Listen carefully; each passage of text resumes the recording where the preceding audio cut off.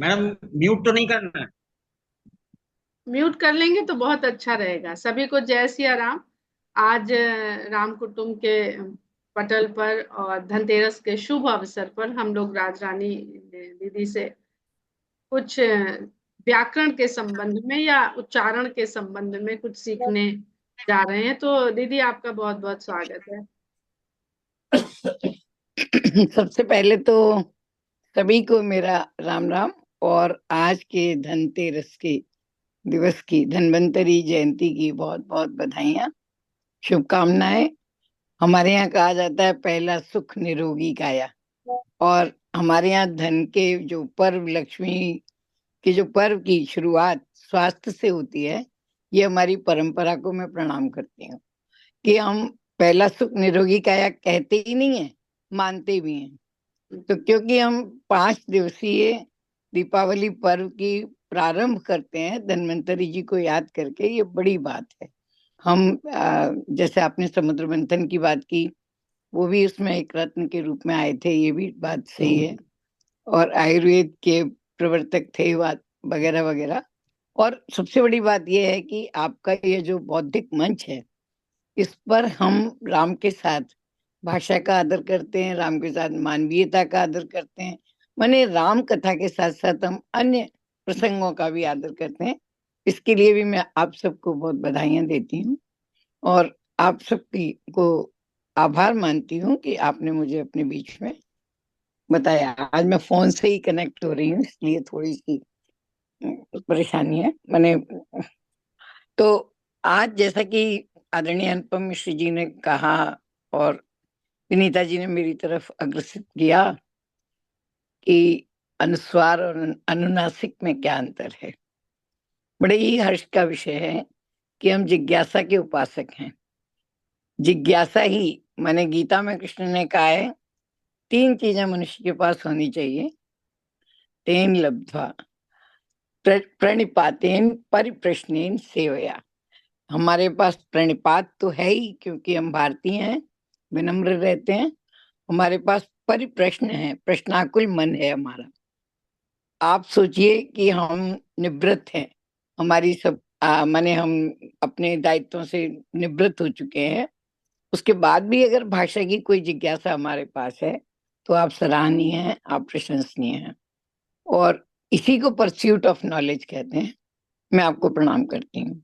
जहां तक बात है अनुस्वार और अनुनासिक की, तो ये हमारी जो देवनागरी लिपि है, वो विश्व की वैज्ञानिकतम लिपियों में से एक है।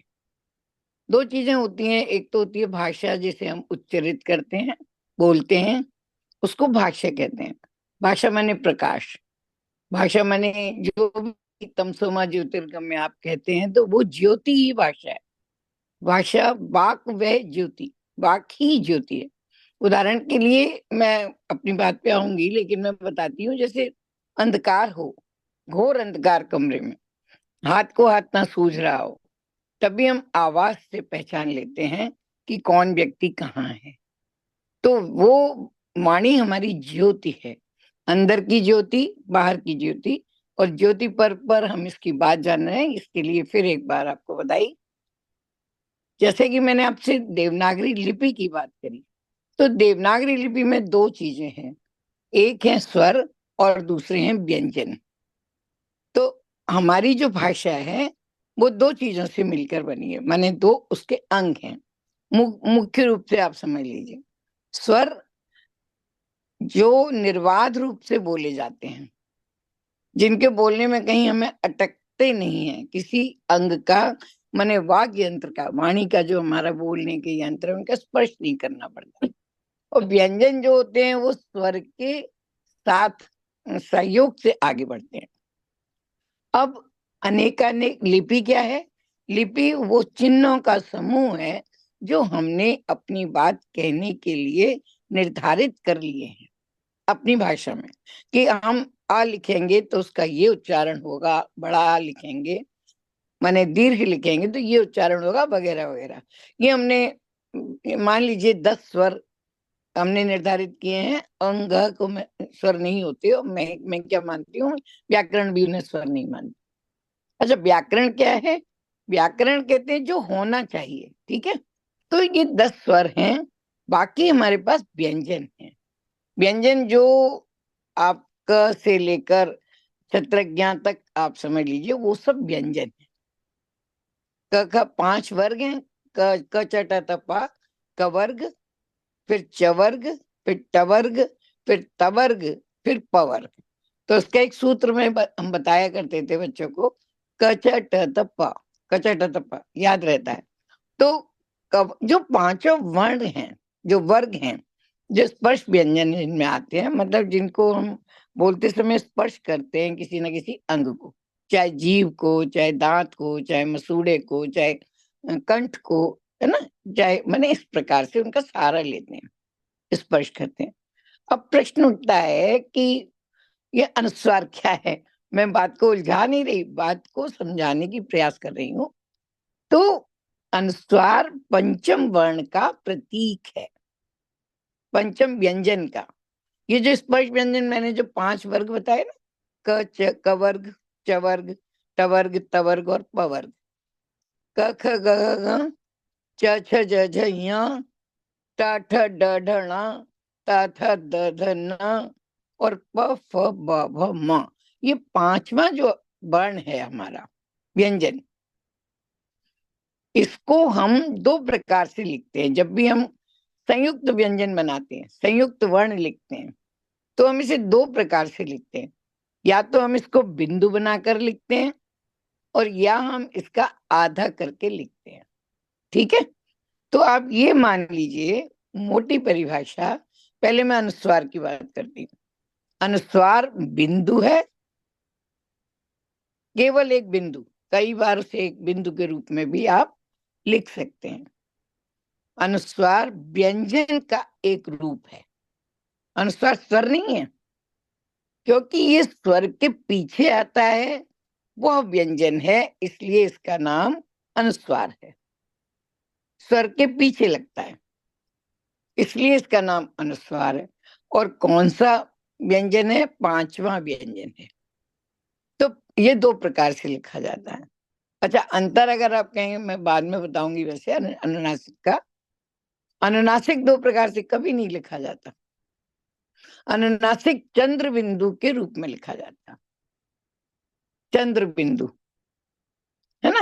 जैसे माँ है, तो माँ का जो, माँ के ऊपर जो अर्ध चंद्र है और फिर एक बिंदु है, वही चंद्र बिंदु है। आप कल्पना करके देख लीजिए, जैसे माँ की गोद में शिशु बैठा है, ऐसा कहते हैं। माँ के ऊपर चंद्र बिंदु, ऐसा लगता है कि माँ की गोद में शिशु बैठा है ना, आंचल में। तो 2 ये प्रतीक चिन्ह हैं, इनका अन्य स्वर्ण और व्यंजन की तरह हम भाषा में प्रयोग करते हैं। भाषा हमारे अनेक अनेक काम साधती है। भाषा हमारी हर आवश्यकता को पूरा करती है। आपको बोलना है चंदा, चंदा, तो उसे मालूम है कि बिंदु लगाना है।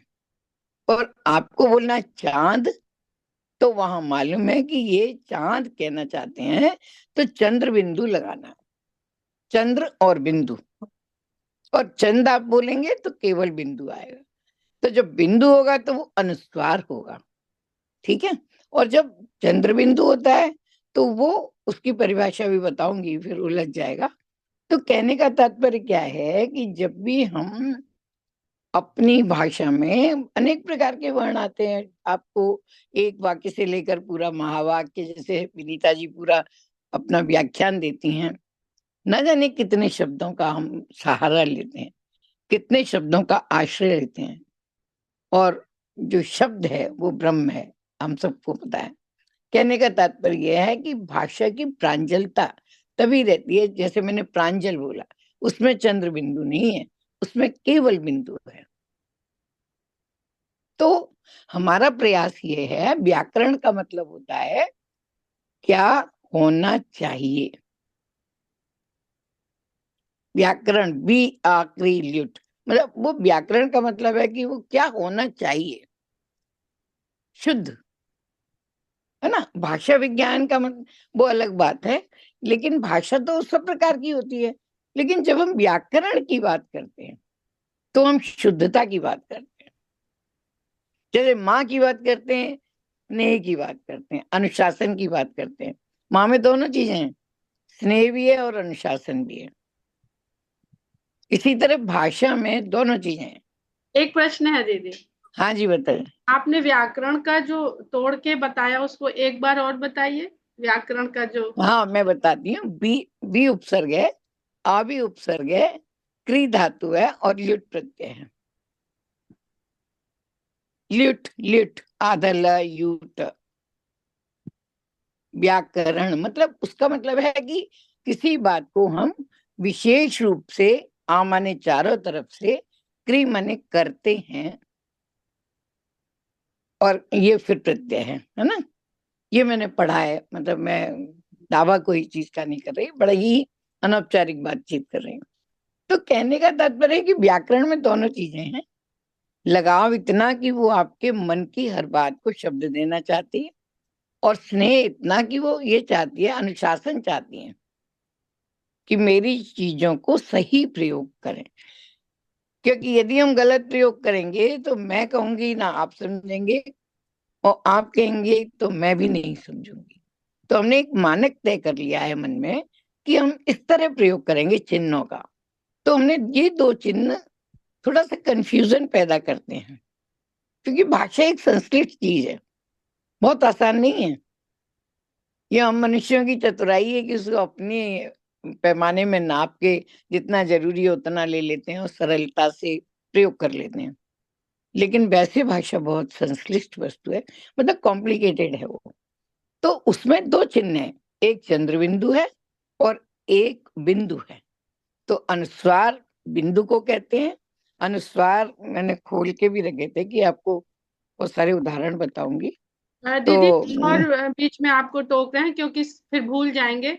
जैसे आपने प्रांजल का उदाहरण लिया और बताया कि इसमें बिंदु है, तो जैसे कि अभी आपने इसके पहले बताया था ना कि ये पांचवा जो अपने वर्ग का जो पांचवा व्यंजन है, तो अगर हम इसको व्यंजन के हिसाब से लिखेंगे तो ज तय करेगा कि क्या बिंदु का स्वरूप हाँ क्या है। हाँ बिल्कुल। तो वो हाँ आधा इया होगा, क्योंकि ज हाँ च वर्ग का है और उसका पांचवा व्यंजन इया। यही मैं, हाँ बिल्कुल मैं आने वाली इस पे।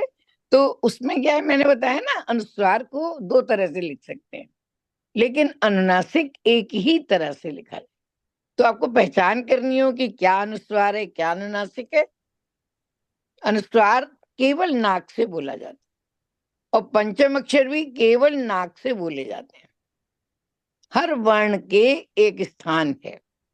जैसे पा का स्थान ओष्ठ है, प फ ब भ म। लेकिन इसमें भी म जो है सारे पंचम अक्षर नाक से बोले जाते हैं, चाहे ग हो, चाहे ण हो, चाहे य हो, न हो, है ना। तो वो जो अंतिम अनुनासिका के, को कहाँ से बोलते हैं?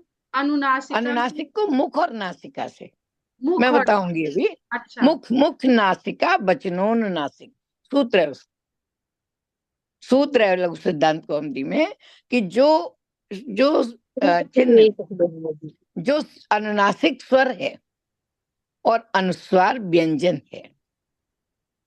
अनुस्वार व्यंजन है क्योंकि वो ऐसा स्वर है जो व्यंजन के पीछे आता है, और अनुनासिक स्वर है। तो अनुनासिक जो है वो किसी में भी लग सकता है। अनुनासिक और अनुस्वार दोनों, वाली घर आई थी। अच्छा, दोनों किसी में भी लग सकते हैं, म्यूट म्यूट रखिए प्लीज, जिसका भी अनम्यूट है प्लीज है ना। म्यूट। अनुस्वार और अनुनासिक स्वरों में भी लग सकते हैं और व्यंजन में भी लग सकते हैं। तो अभी आप जो बात कर रही थी, अनुस्वार को लिखने के मैंने बताया दो तरीके हैं।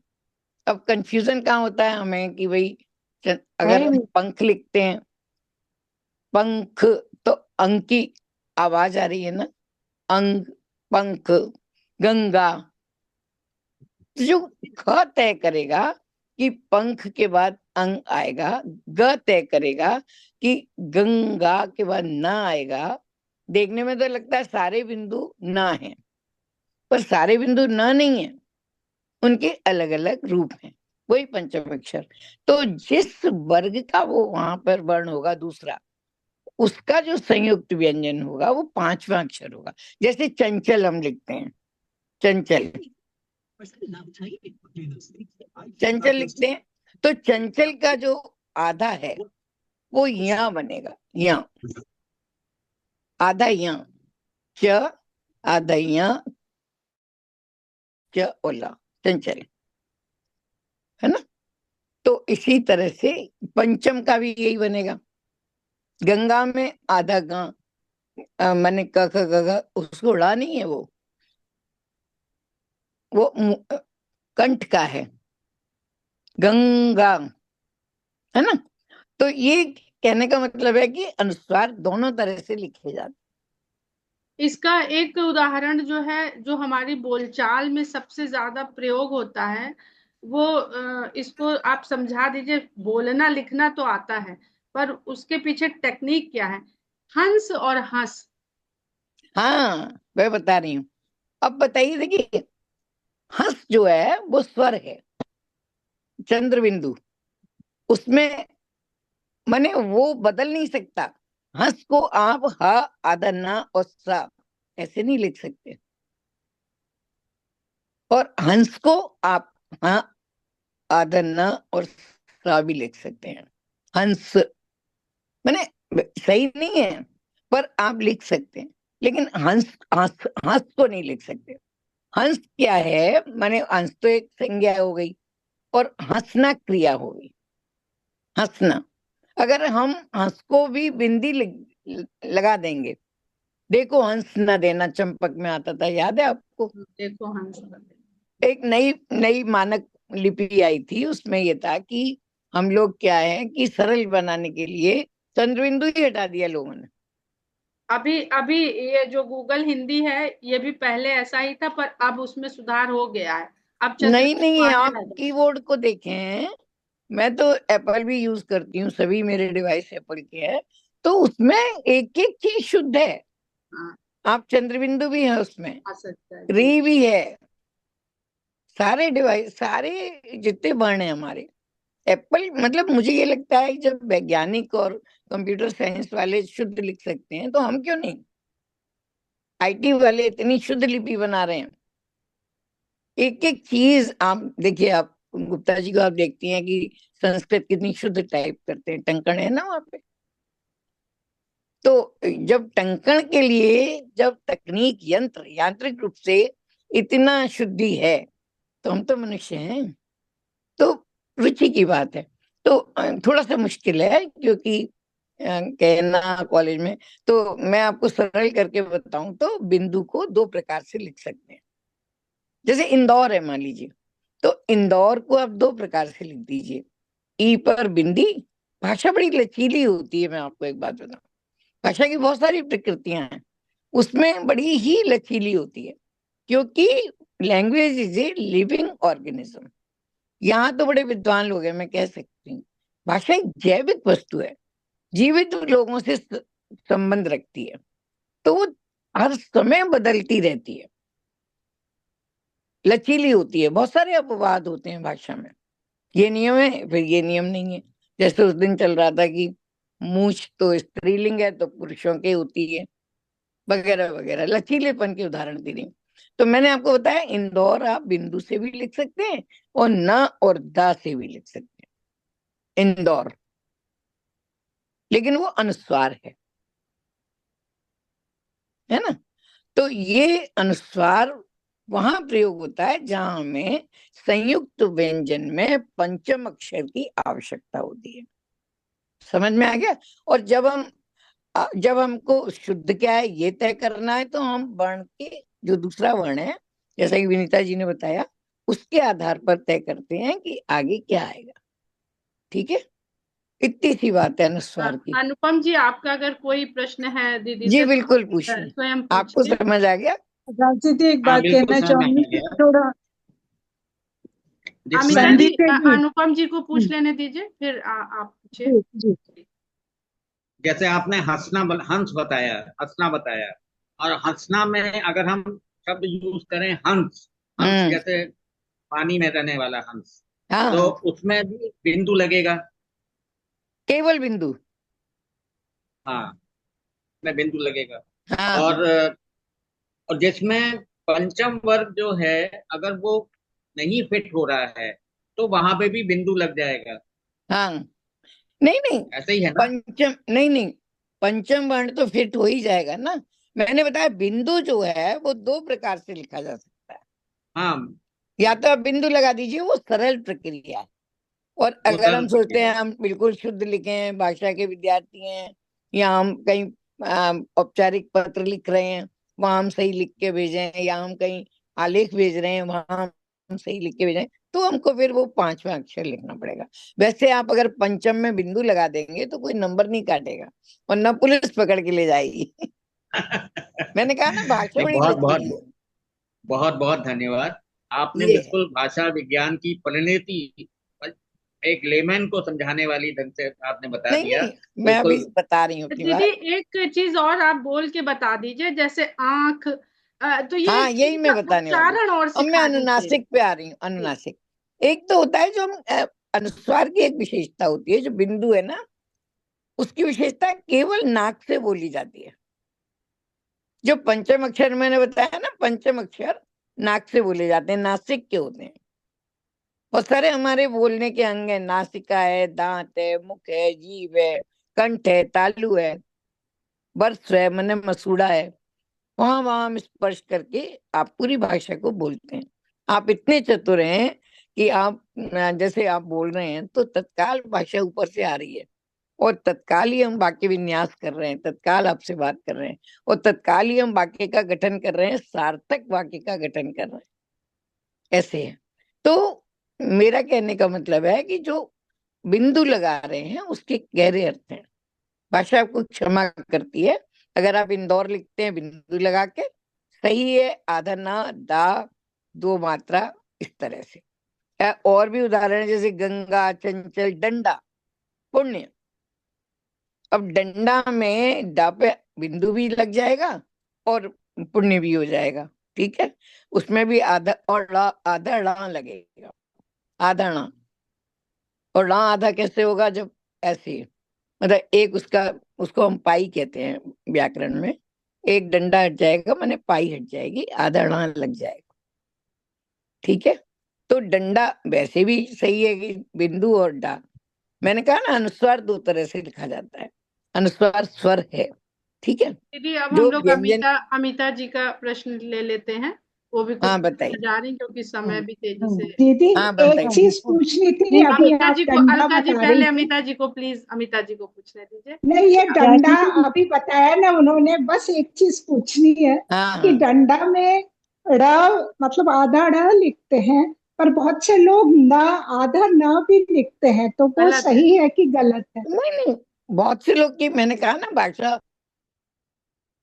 सब कुछ क्षमा कर देती है।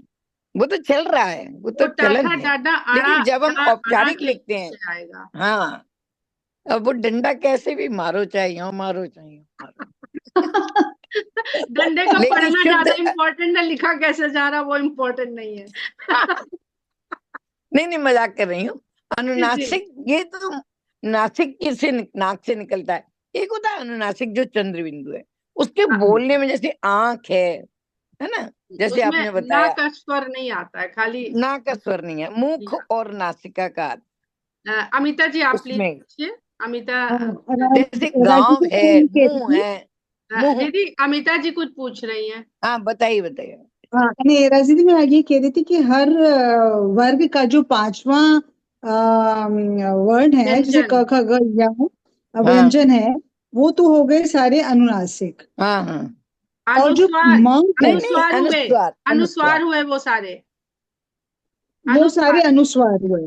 जी। वो सारे अनुस्वार हुए, उनमें सिर्फ जो म है, उसकी जगह जब हम बिंदी लगा देते हैं, जैसे कंप में क आधा म प भी लिख सकते हैं, क के ऊपर बिंदी भी लगा सकते हैं, या अंक में य आधा क लगा सकते हैं, या अ के ऊपर बिंदी।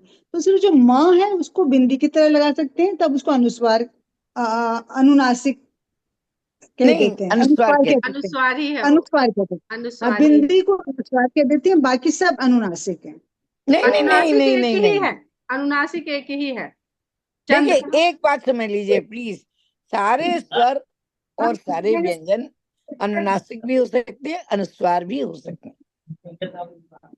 देखिए, आप बोल के देख लीजिए, सब पर कम लग सकता है, सब पर कहाँ लग सकता है, कहाँ, है ना, गाँव गाँव, सब पे गाँव, सभी पर लग सकता है, क्योंकि ये ध्वनिया है, ये दोनों ध्वनिया है। अनुस्वार और अनुनासिक ध्वनि चिन्ह है, ठीक है। अनुनासिक में मुख और नासिका दोनों से निकलने वाली ध्वनियां होती हैं, जैसे गांव, मुंह, धुंधले, कुआं, कुआं, माँ, ये सब अनुनासिक है। और चांद, भांति, कांच, बांधकर, ऊंचाई, ऊंचाई, ऊंचाई है नहीं ना, है, ऊंचाई नहीं है, ऊंचाई। ऊंचाई नहीं होगा, ऊंचाई, ऊंचाई। और फूंकना, फूंकना, हाँ, बूंदें, फूंकना। रोए, रोए। फूंकना नहीं है, फूंकना नहीं है। अच्छा, एक और बात बताऊं, जो जिनमें अब आप कहेंगे कि जैसे रोए, रोए हैं, जिनमें ऊपर की मात्रा होती है उनमें अनुनासिक नहीं लगता, नहीं क्योंकि लगता। जगह नहीं है, जैसे ए, ओ, हम्म। इनकी मात्रा जो होती है ना, इनमें ऊपर मात्रा होती है, तो हम चंद्र बिंदु कहाँ लगाएंगे, तो उसमें केवल बिंदु लगा देते हैं, ठीक है, ऐसा होता है। एक जैसे मैं लिखना है, तो मैं में कायदे से चंद्र बिंदु आना चाहिए, दो मात्रा, और चंद्र बिंदु पहले लगाते थे हम बचपन में, लेकिन बाद में फिर क्या हो गया, अब जो वो है, दो मात्रा और एक बिंदु लगा देते हैं, क्योंकि जगह ही नहीं है वहां पे, तो भाषा जैसे लचीली ओंकार, होती है। मैंने ओंकार, ओंकार में भी ओंकार में तो ओम लगा है, चंद्र बिंदु लगा है, वो अनुनासिक है। ओंकार में ऊ की मात्रा ऊपर नहीं लगती, ऊ की मात्रा ओंकार नीचे का जो लगती है। ऊ है, ऊ के ऊपर चंद्र बिंदु वैसे ही लिखा जाता है, वो चिन्ह है। नहीं नहीं, मैं क्या कह रही हूँ, जिन स्वरों की मात्रा ऊपर लगती है उनमें चंद्र बिंदु की जगह बिंदु लग जाता है, और ऊ की मात्रा तो नीचे लगती है। क्योंकि जैसे ऊंट है लिखते जैसे हैं हम है। लोग ना, ऊंट। हम्म, ऊंट लिखेंगे तो चंद्र बिंदु लगेगा। चंद्र बिंदु। नहीं, ऊंट में तो मात्रा नहीं है ना विनीता हाँ, जी, स्वर ही है, वो खुद ही स्वर है। वो तो खुद ही स्वर है। उंगली लिखेंगे तो चंद्र बिंदु लगेगा, इसी तरह आप पूंछ लिखेंगे तो चंद्र बिंदु लगेगा। नीचे अब की अगर कोई पूंछ मात्रा को है तो अगर, चंद्र बिंदु लगेगा, ऊपर की कोई मात्रा है तो बिंदु शिरोरेखा लग के जाए, ऊपर, तो चंद्र बिंदु हाँ, नहीं लगेगा। बिल्कुल बिल्कुल। तो और किसी का ये प्रश्न चीजें अगर हैं। हो इससे दीदी, संबंधित? और अगर कोई स्वर, स्वर का वो जैसे बोल रहे हैं, तो उसके ऊपर चंद्र बिंदु लगेगा, जैसे ऊंट है, या पर अंगूर जैसे बोलते हैं तो उसपे तो बिंदी नहीं, लगती है। उसमें नहीं अनुस्वार नहीं, अनुनासिका अंगूर का दोनों जो होते शब्द हैं। है, मैंने ये नहीं कहा, अंगूर दोनों में लगेंगे। दोनों चीजें लग सकती हैं, अंक नहीं जैसे, लिखते हम लोग, अंक, अंक में हाँ बिंदु। हाँ हाँ नहीं, हाँ। अब जैसे अंगूर में आपने चंद्र बिंदु लगा, वो बिंदु लगाया, अगर आप उसकी जगह लिखेंगे अखुआ गई, फलानी चीज अखुआ गई, मैंने अंकुर आ गया, तो वो चंद्र बिंदु हाँ, लगेगा। चंद्र बिंदु हो जाए। तो सारे ही स्वर पे बिंदु जैसे लग, आंसू, आंसू में चंद्र आंसू में बिंदु लगा। देखिए, हाँ सर। आ तो स्वर है, उसमें चंद्र बिंदु लगा है, तो उसमें चंद्र बिंदु लग सकता है। हम्म। तो ऐसा कुछ नहीं है कि वहां नहीं लगे, कांच लग पे अगर हम कंपन लिखेंगे तो बिंदु लगेगा, और कांच हाँ, लिखेंगे तो चंद्र बिंदु लगेगा, सभी पे लग सकता है। सभी स्वर अनुनासिक हो सकते हैं, सभी व्यंजन माने अनुस्वार लग सकता है, और अनुनासिक सब पे लग सकता है, सारे स्वरों पे, सारे व्यंजनों पे, क्योंकि ये ध्वनि चिन्ह है। हम लोग का समय अब जी, वीणा पाणी जी पूछिए। समय भी हो गया। जी, वीणा मैं अपनी पाणी। बात स्पष्ट कर पाई कि नहीं पता नहीं। बहुत वीणा पाणी बहुत जी स्पष्ट कर म्यूट है, पाए, बहुत। म्यूट है, वीणा पाणी जी म्यूट है आप। और जी चेहरा सामने दीदी लाइए, हम, चेहरा सामने ओके, लाइए आप। जी। अच्छा दीदी, हम क्षमा सहित आपसे पूछना चाह रहे हैं कि मेरी अब तक की ये जानकारी है, हम इसी आधार पर पढ़ते आए हैं, जिसको आपने अनुनासिक कहा उसको हम अनुस्वार जानते रहे अभी तक, और अनुस्वार को अनुनासिक, जो अंतिम वर्ण पांचों आते हैं वो हमको मतलब संधि वगैरह हमने जो पढ़ा है सिखाया, अनुनासिक उसको मान के हम अभी तक कितनी गलत मतलब जानकारी रही या क्या रहा, उसको हम अनुनासिक जानते थे, और जो ये चंद्र बिंदु लगाया जाता है इसको हम अनुस्वार जानते हैं। कोई तो बात ये नहीं, हमारा कोई बात नहीं, जब नहीं जागे राजवीर जी, मैंने भी कोई बात इसीलिए कहा था ये बात, जो ये दीदी कह रही है, मैंने भी इसीलिए कहा था क्योंकि मैंने संधि सामने रखी हुई थी। तो क्योंकि जो पर सवर्ण संधि में उसको अनुस्वार ही कहते हैं बिंदी को, और अनुनासिक संधि में सारे पांचवें वर्णों को जब परिवर्तन हाँ, होता है ये तो उसे यही चीज अनुनासिक हमने कहते हैं, पढ़ा इसलिए है। मैंने भी वही कहा था। हाँ, नहीं वो नहीं संधि के नहीं नहीं, नियम के ऐसा नहीं हो अनुसार। सकता, क्योंकि ये तो लघु सिद्धांत कौमुदी का सूत्र है, मुख नासिका वचनोनुनासिक। जो जो आप बोलने की स्टाइल तो देखिए, जो मुख और नासिका दोनों से बोला जाता है, और बोल के देख लीजिए, एक है आंख और एक है अंगद। अंगद में नाक से निकल रहा है, और आंख में मुख, मतलब उसमें स्वर नहीं है। आप देखिए, आंख, मुख भी है और नासिका भी है। वो किसी अन्य संदर्भ में लिखा होगा, पर श्रवण संधि भी होती है, वो हम लोगों ने भी स्वर संधि में बताई है, लेकिन उसमें अनुनासिक कहेंगे ऐसा नहीं हो सकता। मैं, आप मुझे लिख के भेज दीजिए, मैं उसका वो करूंगी, निदान जरूर। उसके तो सूत्र हैं, अनुनासिक का सूत्र है, जी, यरो पंचम वर्ण के अनुनासिके भी सूत्र हैं, अनुनासिके हुआ। माहेश्वर सूत्र में। जी, एक संधि है दीदी, यरो अनुनासिके अनुनासिको हुआ। उसमें हमें जहां तक याद आता है, तो हमें इससे संपर्क नहीं है, लेकिन उसमें यही बताया गया था कि ये पंचम वर्ण जो होते हैं उससे संबंधित संधि है। पता नहीं दीदी, फिर मैं से आपको बता तो पढ़ना रही हूँ, पड़ेगा। उसका अर्थ ये है जो आप कह जी रही हैं, कि सभी स्वर और व्यंजन जी नासिक के हो सकते हैं, नासिक के को ही अनुस्वार कहते हैं, और सभी स्वर और व्यंजन अनुनासिक भी हो सकते हैं। अभी यहाँ हम संधि की बात नहीं कर रहे, अभी हम स्वर और जी व्यंजन पर नासिक के और अनुनासिक की बात कर रहे हैं। तो संधि नियम जब अन्य संदर्भ में आएगा तब लगेगा। अभी आप जैसे ये संधि समझ है। लीजिए। जी।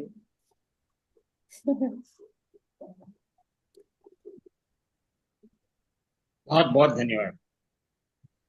बहुत बहुत धन्यवाद पता नहीं, दीदी, बहुत समय धन्यवाद। खत्म। आप सबका धन्यवाद। और मैं सबको पता नहीं, धनतेरस की एक बार फिर से बहुत बहुत बधाई।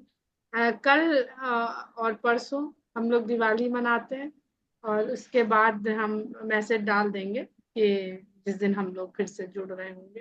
तो सबको दीपावली की भी बहुत बहुत बधाई और सभी को धन्यवाद, जय सभी श्री को। राम।